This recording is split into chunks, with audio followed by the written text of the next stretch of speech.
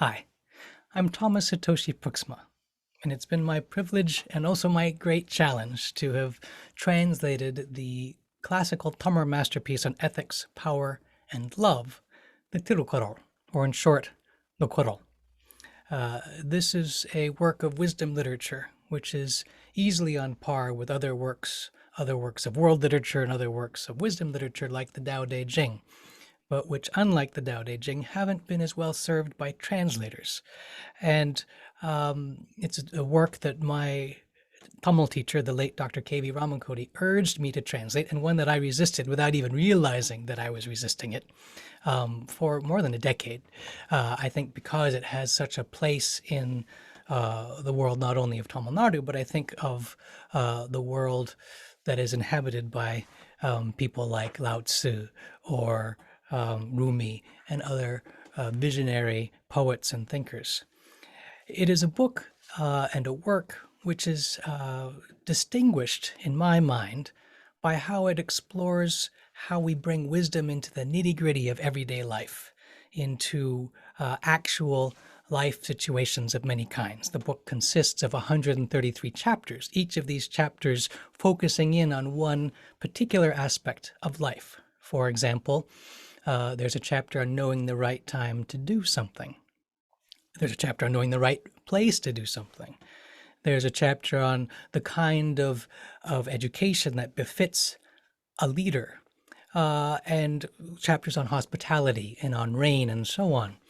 And so it occurred to me that an interesting way to introduce this book to English-speaking readers and listeners would be to explore specific verses with other poets and spiritual leaders and healers and teachers of all kinds whose work delves into many of the same kinds of questions, the same areas of life that the poet Thiruvalluvar is also supremely interested in.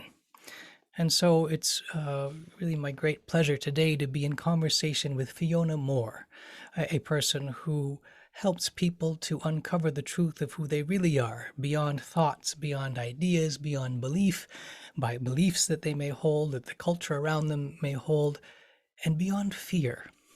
And in thinking about Fiona, who I've known for, I think, 8 years now, and with whom I've been very blessed to be in conversation and to learn from and with and to explore these kinds of questions with. One of the things that strikes me about her work is how she helps people to see or see more about something that Thiruvalluvar is also quite interested in, namely how we confront difficult situations or how we confront what he calls adversity. In fact, there's a chapter in the Kural, chapter 63, which is called Not Being Defeated by Adversity. So it occurred to me to share this chapter with Fiona and to see how these different verses, see if there were 2 or 3 of these verses that really spoke to her own understanding or contrasted with, or perhaps in some combination of those 2 things, with her understanding of how we face adversity without being done in by adversity. So without further ado, I'd like to introduce you to Fiona, who I'm going to ask to speak about her response to this chapter and what verses may have stood out to her from her own point of view and experience. Fiona? Hi, Tom.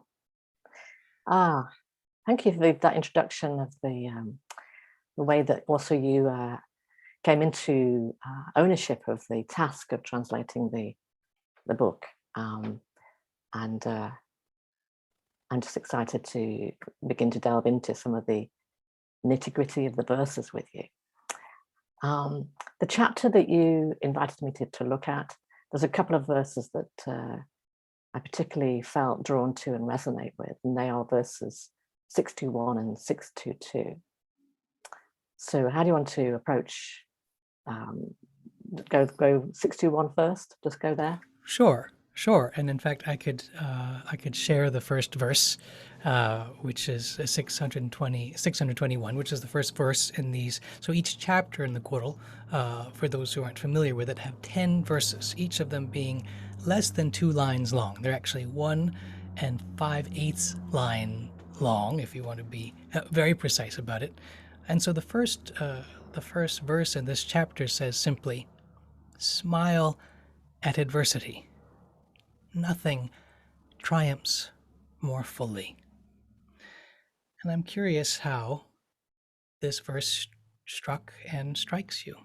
Mm. Well, to be honest, and by the way, what I love about the succinctness of the lines is that there are not a lot of words to get caught up in. And that can be a bit frustrating for our mind, because the mind likes to chew on a lot of ideas and concepts put into words. So there's something about really staying with a verse or two and letting that be enough words rather than read the whole chapter or book in one go, because there's so much contained in just a few words. And I guess that's your skill there, that right there, that you have translated with the words well crafted in English for the depth and the subtlety of what is contained within these few words to become realized and conscious. So smile at adversity. I'm looking at it on my screen because seeing the words themselves, as well as hearing them, delivers an experience. And I use the word experience because for me, poetry of this kind, the gift of it is not that it fires up or bolsters beliefs and concepts, but the succinctness, the sparsity of words means that we penetrate deeper than our mind in engaging with the verse. And we have a response, rather like we might have a response to a painting that has no words, it's images, but nevertheless we respond as though the painting is talking to us directly. And so it is with these sparsely sprinkled words. There's a depth that becomes revealed as I simply sit with it and see what images, thoughts, nuances, and insights emerge from within me in response to the words on the page. So on face value, when I saw smile at adversity, I noticed a cynical reaction. Oh, it's easy just to smile, but that's so superficial. And there's so much, and then my mind went off into, and there's too much superficiality of just putting on a smiley face these days. And what about what's really going on behind that smile? But when I returned to it a few weeks later, and that by the way, for me, is part of the process and the beauty of these kinds of books. You pick it up and you go, nah, that doesn't ring with me. But something is going on inside. There's something been touched and prodded, perhaps, to look deeper than your first reaction. And as I approached the verse again, what flooded in for me is that to smile is for there to be a genuine smile. It really is a deeper posture than simply the shape of the mouth. It's an attitude and an energetic posture of openness and of welcoming. It's like you smile, the child that smiles spontaneously when a parent arrives home at the end of the day. Yeah. Or, you're having an open house and you open the door to friends and the smile is spontaneous. It's a complete, all-embracing hello and I love you. That's the smile that I now hear in this line, in 621, verse 621. The power of that moment of that unconditional embrace. And when you put that aside, an embrace of adversity, now right there, that could be a complete confusion for the mind. What do you mean smiling at adversity? But here we have this paradox. And I love paradoxes because this is the path, it seems to me, of healing and awakening, which is to live in the heart of a paradox, where it's these opposites that the mind says can't exist harmoniously. But in fact, the paradoxical nature means that that polarization of a smile alongside adversity dissolves and collapses in the truth of that conjunction. And the triumph, I read, as a result of the natural collapse of that polarity, is not a triumph of a power over adversity, not a winning over adversity stance, but it's a triumph that's completely natural. It's a resolution, it's a healing, it's a transcendence, it's a holding and completing experience that happens naturally as a result of this unconditional welcome, friendliness of the smile in the face of adversity. That's so beautiful. Your reflection reminded me of another verse in the Kural, which is another of the beautiful things about this book, which is that, it's composed of all these verses which invite us to dwell with the single verse or with a single word, a single phrase, and to allow it to deepen and to ripen within us, or to take us deeper, or to ripen us, if you will. And at the same time, then there are other verses that start to be in conversation with each other. So I don't have the verse exactly memorized, but there's another verse which says something to the effect of friendship is not a face that smiles. Friendship is a heart that smiles. Wow. I think literally friendship, I think I translated, friendship is not a face smiling. Friendship is a heart that smiles. And so now, just right here in our own conversation with, if you will, the poet Thiruvalluvar, now I have a link between a verse which has to do with friendship being growing from within, growing from a heart that, growing from a smile that the heart smiles, and from a heart that smiles, and how we have that kind of friendship, that kind of friendly posture or attitude, even to something that might appear horrific, even to things that we would give the name adversity. Yeah. And so there's a beautiful way in which the words in a particular poem or the verses collected in a work such as this one start to resonate with each other. And not just with each other, but with each other and with us in our own inquiry into these kinds of things. And when we are able to do so in conversation with others, there can be a wonderful fecundity, a wonderful kind of deepening and flowering, in the way that a flower both puts down roots and puts flowers up to the sun, to the sky, to the heavens. So I appreciate so much that reflection. That's beautiful. I love that. It's so organic, you see, reading a translation like this of a book of wisdom. It is an interaction that keeps on giving and deepening and maturing.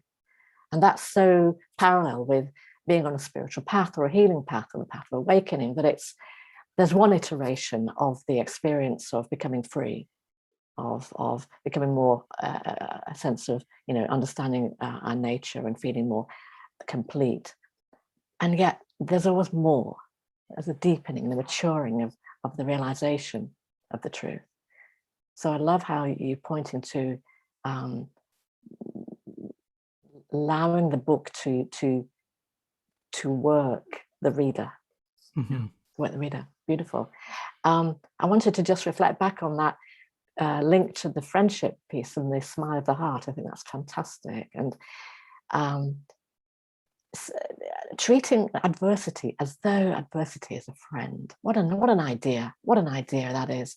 What a radical, disruptive idea that is. I love how this is a book that disrupts the conventional, ideas, not afraid to provoke, smile at adversity, not afraid to provoke. And that can be the fastest route, if you like, to breaking through the beliefs that are holding us back from the very healing path that we need revealed. Treat adversity as a friend. What a revelation. You see, you never thought that I could possibly treat this as a friend. And then the power of that smile of the heart, because of the agency of that and potency of unconditional love, that dissolves away the pain and the suffering, then it's so strengthening in the life, in the nitty-gritty life, to be able to establish and strengthen this understanding of not being afraid of adversity, but to welcome it. Not to wish bad upon people, welcoming it, but to not have any fear and knowing that there's something to be birthed that is greater than whatever the mind is saying about this terrible thing that's happening. Wow, this verse 6, 2, and 1 really packs a punch, doesn't it? It sure does. Well, and I love how you highlighted that, a book like this, a work like this, a poetic wisdom text like this is one that invites us into an experience. And it's an experience of relatedness. It's an experience of waiting. It's an experience of not waiting. It's an experience of being surprised. And I think that, there's many kinds of things that we can read. There are many kinds of books. But a book of this kind is so much about allowing a kind of experience, allowing, in this case, just a handful of words to be the seed of a kind of experience in us, through us, that, if we're open to it, continues to unfold, continues to connect to other experiences, to other words, which is, I think, one of the great and hidden, at least in a time like ours, gifts of poetry. That poetry is a connective, associative form of relating, of intelligence, of sensing and feeling and thinking, all sort of interwoven. It strikes me that, the image of the poet Thiruvalluvar is thought historically to have been a weaver. And so it is interesting to me that here is this book with these seemingly single verses, and we get to be the weavers in reading it. We get to be the ones who see, oh, well, this thread and this thread, they combine together. And in that combination becomes something even stronger or more colorful, or that weaves into this other set of threads. And that these threads include the work, they include the language, they include the very fabric of our own lives. And so I think that's why reading or being with a book like this, or even a single verse from a book like this, can really be such a profound experience. I love that it's thought that he was a weaver. That's a perfect metaphor, isn't it, for this, for how a book like this works, how it communicates. Wonderful. One of the words in Tamar for book is, in fact, the same word as the word for thread. So that a book is to take fibers, to take the fibers of our experience, the fibers of our reflection, and to spin them. I mean, we have these sort of metaphors in English as well. We talk about spinning a tale, where here we'll spin into a single thread, a single journey, many journeys, many fibers, Yes. many elements of our it. experience, and yet it still has a kind of singularity, that this is this one book and you can journey here, and here's this other book that you can journey here, and yet then they may also connect into a kind of fabric or a larger weaving, if you will. Yes. I would love it. Love that. The weaving of many threads into a singularity that doesn't fight, that is a thing of beauty, and So it really speaks to me there of this idea of all true paths lead to the same truth. There are many threads, paths to healing, awakening, to understanding who we really are, many ways to travel that inquiry, and yet all arriving at the same realization of our shared nature. I love that, weaving many threads. And as you were sharing that image, I was thinking again of the verse and the way that when you mentioned the woven into a singular thread, the singularity, that's what these verses are. This is the singularity within which there are so many layers and nuance within this thread on the page of the words. Yeah, I think that's beautifully put. You mentioned that verse 622 also caught your attention or resonated with you in some way. Shall we see what happens if we look at that one now in the context of this conversation? Yeah, let's explore. I'll read it out. 622. When the wise look within, the flood of adversity vanishes. Since we're doing this out loud, I'll read it a second time. When the wise look within, the flood of adversity vanishes. What struck and strikes you about this verse? You know, it got me to examine and in a way that makes my frequent invitation to people I work with and is to turn within, to look within. You know, I use that frequently, and yet I was led with this verse to look afresh at what is that? What is that? For me to be connected now and freshly with this pointing with the words look within. And it's a strong directional guidance, isn't it? Look within, turn within, look within, not look out there, not look out there. It's very strong directive, it's clear, and it's unequivocal. It's just a look within. And it's backed up, if you like, by the wise look within.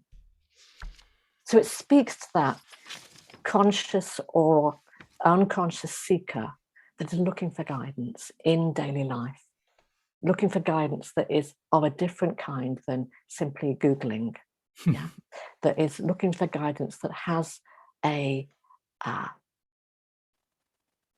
pedigree to it, that has something of that singularity, that wisdom that is everlasting and trustworthy, the wise look within. So the reader unconsciously or consciously goes, well, that's what I want to be, wise. Okay. So what do I do? I look within. Now, there's not much said there. If there's nothing said about, well, what is within, what's to be found within. But I love that too, because it's kind of like, because what the words after that go, the flood of adversity vanishes. Then we jump to what happens when we look within. But we're not told how that happens. Like what happens when you turn within? That's the mystery, you see. I love there's lots of space there for the imagination. But we're told the answer. Well, what's the outcome going to be? Because the mind wants to go, well, why would I look within? But just look within. And then, the flood of adversity vanishes. What a miracle. What a miracle. One moment, this adversity looks completely solid and concrete and immovable. And the next, it can vanish. But there's nothing in the verse to say, and when you turn within, you do this and you do that and you do the other. There's nothing to suggest there's any doing needs to happen. It's all resting on, all you've got is look within. And so there's this lovely exploration to be had and a discovery. What is that? What is looking within? What does that look like, feel like? How is that known to be happening? And there's just so much scope to discover this, what the word suggests of looking within. And then there's a whole journey to unfold of looking within, which is, as the verse points to, this looking within is clearly transformational journey. And that it's reliable, it will deliver the vanishing of the adversity. There's no bones about it with this verse. It's very clear. There will vanish what appeared a moment ago to be out there looking completely scary, real, stressful. And even a flood of that, even if your body's flooded with anxiety, fear, adrenaline, yes, all of that can vanish by turning within. What an invitation, what an enticement I read in this verse and hear in this verse today with you, to keep exploring the looking within. Yeah, it's just so powerful. And it's also, it's so beautiful how you notice that even in this short little poem, there's space. And this is one of the things that I think is so extraordinary of this kind of poetry, is that even within this seemingly very constrained, concise form, there is infinite space. There's this infinite invitation into this infinite space.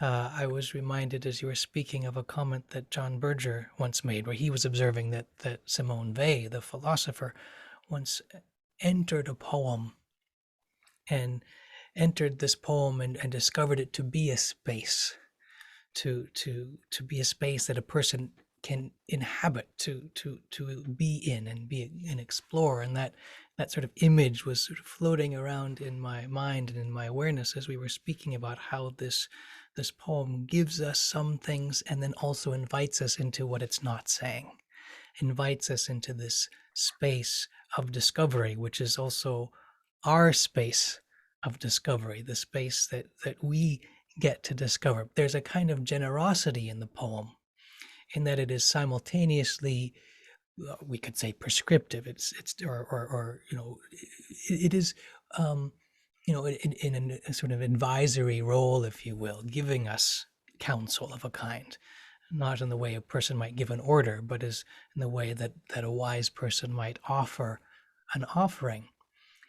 And yet it doesn't constrict that. It doesn't say, here is the whole picture, there's nothing more to do. It also doesn't say, here are the steps you need to do, you just do steps 1, 2, 3, 4, 5 and you're done.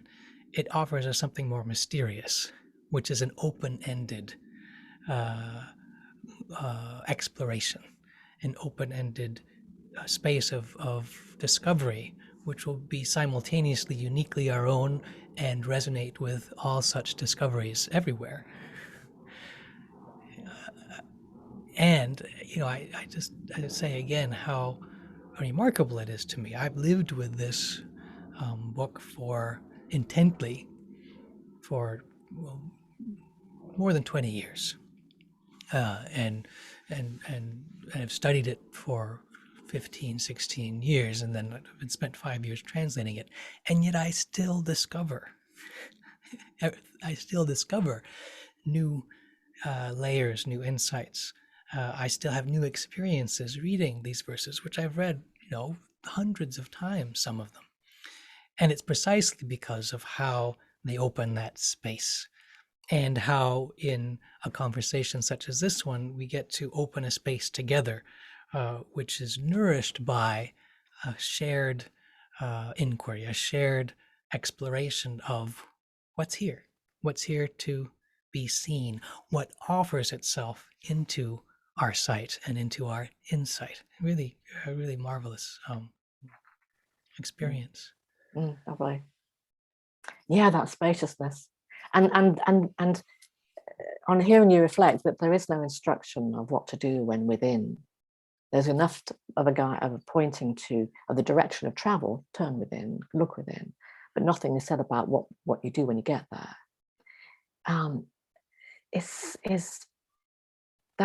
That right there is where the reader is being invited into their own experience, to have a direct revelation of the truth themselves, not handed a belief about what they should believe, about what happens when you turn within, but to have an experience. And that's so grounding of understanding truth and understanding love.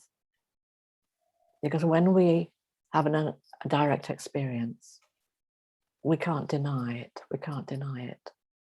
Because we can't deny a direct experience. Yeah. And this is where this is generous. This text, this book is generous. There's so much generosity there for a wisdom teaching, or the original teacher, to hand over the discovery of truth to the student, as opposed to the teacher saying, I know the truth and I'm going to teach it you. There's such a trust in the student. There's such a holding up the student as an equal. Yeah. So I think this also is coming to me now. The poet really had a deep respect for the reader. The poet knew to say, turn within, but no more instruction after that. Just reassuring the outcome will be, this miracle. So I think this makes the text, the book, very approachable. Even now, Yeah. because the level of respect that it comes through as the reader reads it. It's a friendly conversation of sitting with a teacher with this book. It's not intimidating. It's very inviting. That's beautifully said. And that rings very true with my own experience, that it's a book you can befriend and be befriended by. I'm curious if in some ways, I think it's so beautiful. We've spoken of 2 verses out of 1,330, and yet it feels there's already a kind of completeness in that, an open-ended completeness, if you will, that has enriched these 2 verses. I'm not sure if there's any other verses from this chapter that sort of stand out to you in this moment, or if there are any questions that you'd have about my own experience of translating these verses or this book, or anything else that occurs to you just to say in general. I'd love to. By the way, thank you for the reflections we've shared. It's really expanded these 2 verses way beyond my initial kind of thoughts. So wonderful. I'd love to hear if you were aware of the experience of what it was to take on this project, knowing the history and how revered it is in the Tamil culture, and what that took of you, if you like. Can you say something about that? That's a wonderful question. I can answer part of it with a bit of a story, which is that I first studied this work seriously. I mean, I'd known of it since about 1998, but I first read it seriously with my Tamil teacher in 2003, 2004 as part of a Fulbright year in South India. And then I was interested in, and continue to be interested in, the question of people and place. How do people and place, people and land connect, intersect, interrelate with each other? And so I read it. We read the book very slowly. In fact, I even have the very copy that we read together. I'll show it if I can. It's very delicate now, but here is this is my teacher's copy. Wow. And it was a very special edition because it has, I don't know if you can see, it has the verses, but then it also has a commentary, not just one commentary, but it has all of the major older commentaries, which go back to something like the 11th or 12th centuries.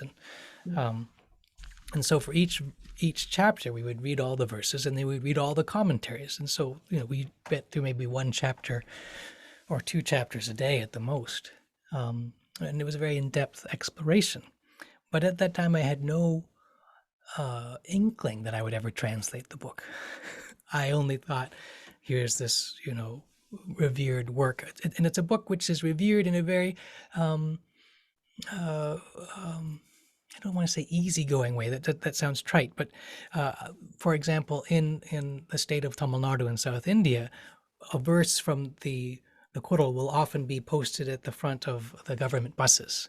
Mm. So you're taking a bus somewhere and, oh, there's a verse from Tiruvallur. As you're stuck in traffic or something, you could be frustrated, or you could read a verse from Tiruvallur and reflect on that. It's more to the point. It's a work which is very deeply woven into both everyday life and, you know, discussions between poets and thinkers and writers and so on. Um, so my intent was only to be able to read the book, which seemed like more than enough of a challenge at that time. And in the years since, my teacher would say, somebody really ought to do a proper literary translation of this book, reading all of those commentaries that we read.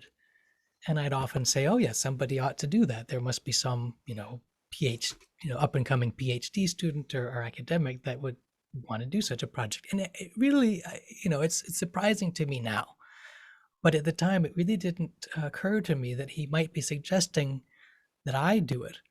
And part of this is because both my teacher, sort of as his own personality was, but also in the Tamil cultural context of an elder and a younger person, he never, in other circumstances, ever hesitated to tell me what he thought I should do.